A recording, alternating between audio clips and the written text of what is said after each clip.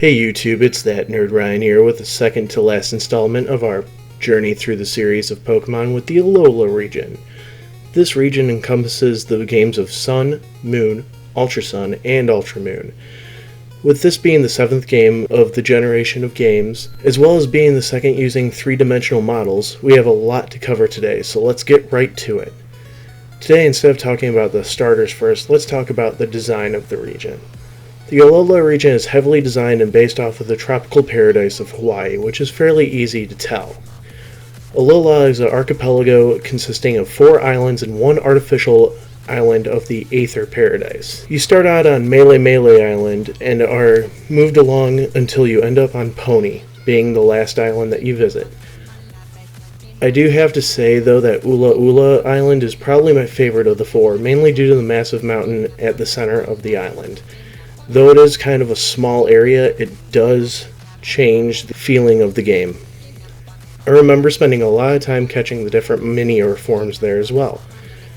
So now that we've gotten through talking about the islands, let's talk about our companions throughout this whole journey, the starter trio of this generation. You're given the choices of Rowlet, Popplio, and Litten. Since I've had all 4 games and I'm on my second playthrough of Sun right now, I've been able to play with all the starters respectively and have to say that Rowlet is my utmost favorite starter of all time. I mean, come on, it's an owl, a flippin' owl that turns into a ghost owl. How cool can that get? As you've probably seen in my previous videos with what I just said, on the contrary to Rowlet, Popplio is my least favorite starter of all time. He made Moon so hard for me to play through. At point anytime I talk about him, I get infuriated and seek out plushie sections in stores just to punch the Popplio dolls.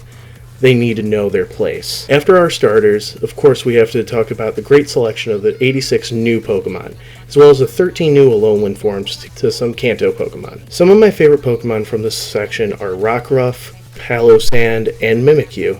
And while I have yet to truly use an Alolan form Pokemon, I really do enjoy the designs of Alolan Vulpix and Ninetales, and intend to use them on my current playthrough. On the other hand, some of the new Pokemon I dislike are Lurantis, Comfey, and of course that little dumb seal Popplio. As I've explained with the latter, I've just had bad experiences with these Pokemon, having me dislike them on no other reason than those experiences. With the basic Pokemon out of the way, let's discuss the legendary Pokemon as well as the Ultra Beasts.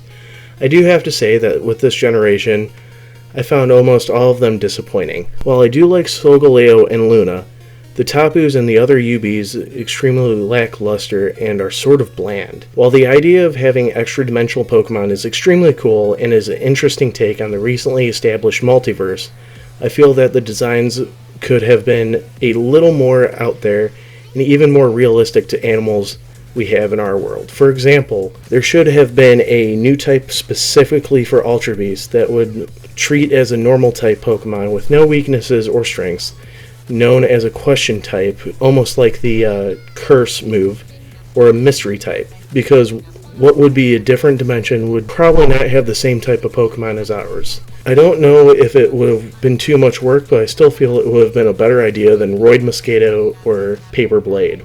Now, it may sound like I'm bashing this game. It does have a lot of cool concepts, though, which are an attribute to the plot. And first and foremost, I do want to get out of the way really quick that I do agree that the cutscenes are too late and needed to be shortened down or at least skipped. I remember sitting for 40 minutes at some point waiting for the cutscene to end so I could watch a movie.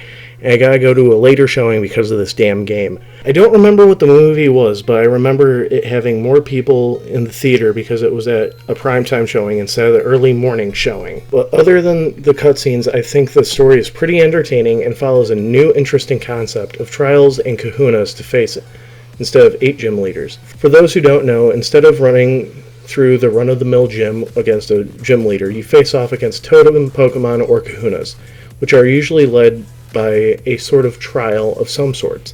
Sometimes it's just battling Pokemon, one time you're spotting the difference in dances of Alolan Marowak, and one time you're just cooking a dish that attracts the totem Pokemon. All in all, it was way more engaging and entertaining than a gym leader in fighting just for a badge. And this time the reward is a lot more useful than a badge, but we will get to that later. Next up, I want to talk about the characters, and today I'm going to focus on 4. mainly because there are 4 that you'll be interacting with through most of the game.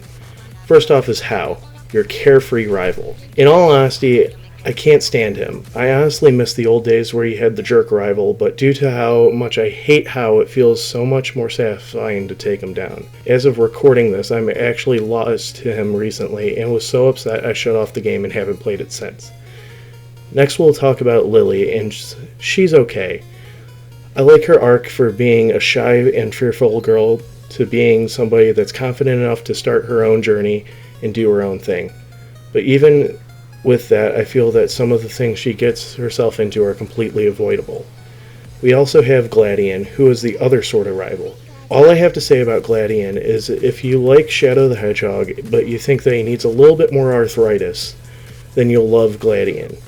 Lastly, interacting with Lucamine, and she is a secret villain, which I call almost immediately meeting her. If Pokemon has taught me one thing, it's not to trust any corporate business owner. They usually are using their business for nasty deeds.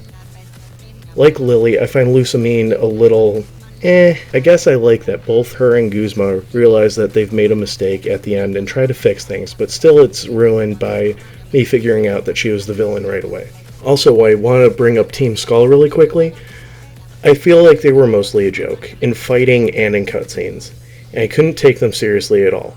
Aether Workers were a little more threatening, but they were not in the story long enough for my taste. Finally, we could talk about something that was sort of lacking in this generation, but was fixed with the Ultra games, the post-game. While there still isn't much, you spend the time catching newbies and going through portals to catch other Pokemon, along with getting every other legendary you missed and working through the battle tree. But other than that, there isn't really much else. Next, let's talk about the music. While I'm writing the script, yes, I finally wrote a script. I've been listening to music from this game, and I have to say that it's masterfully orchestrated. I'll probably be going back to the soundtrack while writing other scripts. I love it so much. So let's talk about the biggest gimmick in this game. So last game we had a Mega Evolution, which I forgot to mention, but this one has Z moves, which are used by obtaining Z crystals by finishing trials. It's a once per battle use, extremely powerful move used by a specific type or Pokemon. All in all, I enjoy this move more than Mega Evolution, just because it's more powerful and it's better than a cosmetic change. I just wanted to say and make a quick mention about the graphic. For the last 3DS game, the graphics are pretty good, even if the battle animation, excluding Z moves, are still matte, as always. Finally, I give the Generation 7 games and ALOLA region in general an 8 out of 10. While it's not my favorite region, I still place it pretty high and wish I could actually live there if it were real. So thank you guys for watching. I hope you enjoyed this video. Please like, comment, subscribe, and hit that bell so that you can be notified of my next video.